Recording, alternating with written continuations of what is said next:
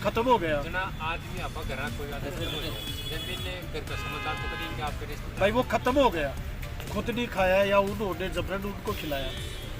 कोई भी आदमी खत्म हो जाता है, मर जाता है, तो उसको और हम बाहर पटके रखते हैं या उसको अंदर कमरे के अंदर छान के अंदर कपड़ा वगैरह उसको उड़ाते हैं। यही तो कहना चाह रहे हैं, अब यही तो कहना चाह रहे हैं। यदि वो अब खुद आत्महत्या करता तो उसकी पत्नी को तो दुख होना चाहिए, पत्नी को दुख होना चाहिए कि मेरा पति खत्म हो गया। और दूसरी चीज, घर पे उसके बेटों को, अपने ससुराल पक्ष को वो सूचना नहीं दे रही है। पड़ोसी सूचना दे रहे, तब ये 2 बजे आ रहे हैं। रात का मर्डर हुआ, कल 2 बजे आ रहे हैं घर वाले। वो भी सूचना नहीं दिया कि ऐसा काम पूर्व की घटनाओं को भी मद्देनजर रखा जाए। 2 महीने से खेत मालिक और उसकी पत्नी का उसके साथ किस प्रकार का बर्ताव, कैसे झगड़ा चल रहा है, कैसे उसके साथ, उसके बेटों के साथ और उसके साथ मारपीट हो रही है, उस चीज को भी मद्देनजर रखकर उसको मुलजिम बनाया जाए। खड़े हुए हो तो न्याय भग रहा है। हाल को तो यही कोने अब ये है इको जो बीमारी है ना, जो लिखर दी है ये जांच हुए आप जो मृतक है ना, वो आज से कई दिन पहले आपकी हत्या बाकी का वो मुकदमा दर्ज करा रखे पहले से करियो कोने पे हम कोई रिपोर्ट एप्लीकेशन दर्ज नहीं है। शांति भंग में शांति भंग में कोई रिपोर्ट दर्ज नहीं है।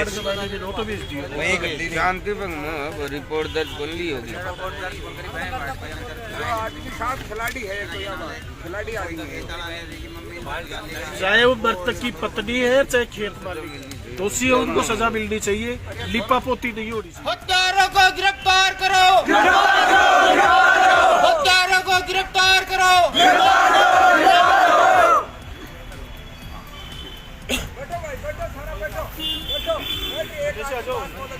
सारा भाई थान सारा ने बेरोगी एक आदमी ने मार दियो, 2 दिन होगा बिकी लाश घर घेर रखी है, पुलिस ने कोई सूचना को ना बिकी खुद की लोग आई जी तटानी पूछ रही को ना। और एक आदमी ने अतरी बेरहमी से मार दियो, बिका बावजूद 2 दिन से आज हॉस्पिटल में लाश पड़ी है, कोई सुनवाई को नहीं। ये मामला में या तो प्रशासन को कोई भी कर्मचारी अधिकारी जगह आला अधिकारी पर पहुंचे, हमारी बात सुने, इस जनता ने न्याय की बात करें, नहीं तो बड़ो आंदोलन हुआ गयो। 2 दिन होगा आज लोगों जगह परेशानी का मामला में, और सारा लोग अब इस मामला में एक साथ आप थाना को घेराव करेंगे, या तो 8 यार कोई ना कोई अपनी सुनवाई कर ले, वरना कल का बड़ा आंदोलन। फिर आज रात को भी यहीं रहेंगे, कहीं नहीं जाएंगे, या तो कोई ना कोई आकर यहाँ सुध ले। कल से घूम रहे हैं बेचारे, दूसरी तहसील के आदमी है, यहाँ का प्रशासन इनको कोई सपोर्ट नहीं कर रहा है, इसकी मैं कड़ी शब्दों में निंदा करता हूँ। 4-5 महीनों से यहाँ रह रहा है खेत मालिक जय सिंह और मृतक की पत्नी, दोनों इस संदिग्ध जो मर्डर हुआ है उसमें शामिल हैं। पहले जो घटनाएं हुई हैं यहाँ पे 2-3 महीने से मृतक के साथ और मृतक के 2 बेटों के साथ मारपीट की गई है। खेत मालिक बेरहमी से मृतक को पीटा, उसके बेटों को पीटा, और मृतक की पत्नी आराम से उनको पिटवा रही है, कोई विरोध नहीं कर रही है। और उस घटना से आहत होकर 2 बार जब घटना हुई तो दूसरी बार उस घटना से आहत होकर मृतक पुलिस गुड्डागोड़ची में दिसंबर माह में रिपोर्ट भी दर्ज करवाई थी, पुलिस ने उसके ऊपर कोई संज्ञान नहीं लिया।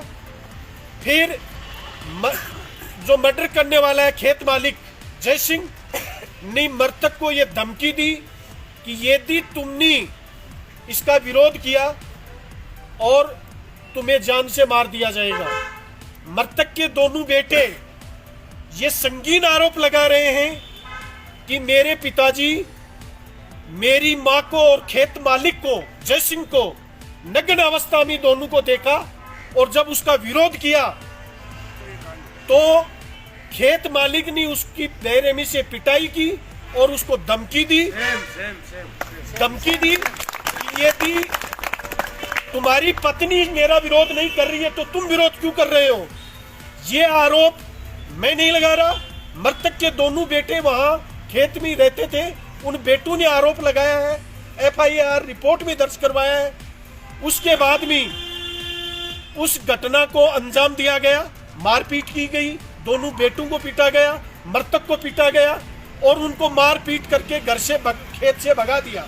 15-20 दिन से मृतक और उनके दोनों बेटे गांव रह रहे हैं और वो पत्नी, मृतक की पत्नी है, जब उसका पति खेत में नहीं है उसको मार पीट के निकाल दिया गया, उनको बेटों को निकाल दिया गया। तो वो अकेली औरत वहाँ उस खेत में उसका अकेले रहने का क्या तात्पर्य है? क्यों रह रही थी? वो उस खेत मालिक के साथ क्यों रह रही थी?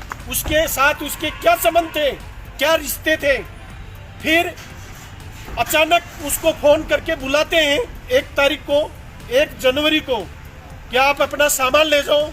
जब मृतक रामू सैनी 1 तारीख को खेत में आता है अकेला और अपना सामान लेने के लिए, तो उसके साथ जबरन मारपीट की गई, उसको जबरन जहरीला पदार्थ खिलाया गया और जहरीला पदार्थ खिलाकर उसको मार पीट करके खेत के बाहर डाल दिया गया। आप इस घटना को समझिए कि जब किसी का पति यदि खत्म हो जाता है तो औरत अपना होश खो देती है। वो औरत पूरी रात पूरे दिन अपने पति को बिना चादर ओढ़ाए खेत के अंदर उसको पटका हुआ था, वो आराम से उसके साथ बातें कर रही है, बैठी हुई है। तो अपने ससुराल पक्ष को, अपने बेटों को उसने कोई सूचना नहीं दी कि तुम्हारा बाप खत्म हो गया। तो ऐसी इस पूर्व घटनाओं को मद्देनजर रखकर ये साबित हो रहा है कि इस घटना में मृतक की पत्नी और खेत मालिक जय सिंह दोनों का षड्यंत्र है, दोनों का हाथ है। उन दोनों ने मिली भगती से, प्लानिंग से उनका मर्डर करके और इस घटना को जहरीला पदार्थ खिलाकर आत्महत्या करना साबित करने के लिए झूठा मनगढ़ंत कहानी बनाई गई है। हम जोरदार पुरजोर शब्दों में इसकी निंदा करते हैं।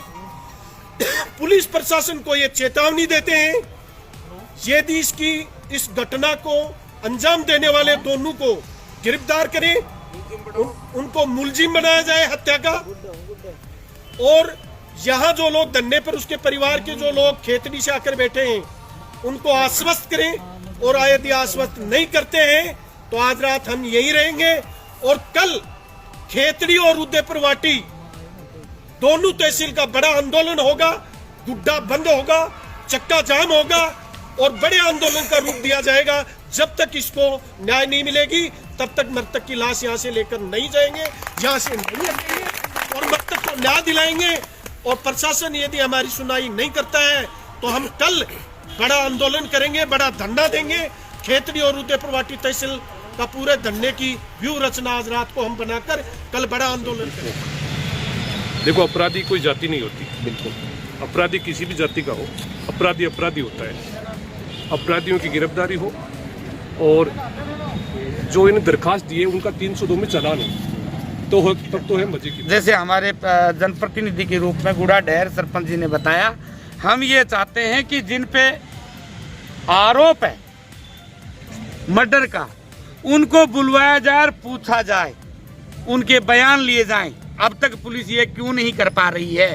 प्रथम दृष्टया जो करना चाहिए वो पुलिस के द्वारा नहीं किया जा रहा है। और ऐसी स्थिति में बच्चे लोगों का और इस समस्त उनके साथी गणों की मांग है कि इसमें इस गरीब परिवार को न्याय चाहिए और मर्डर क्यों किया गया उनके कारणों का खुलासा होना चाहिए और जिन्होंने मर्डर किया है उनकी गिरफ्तारियां चाहिए।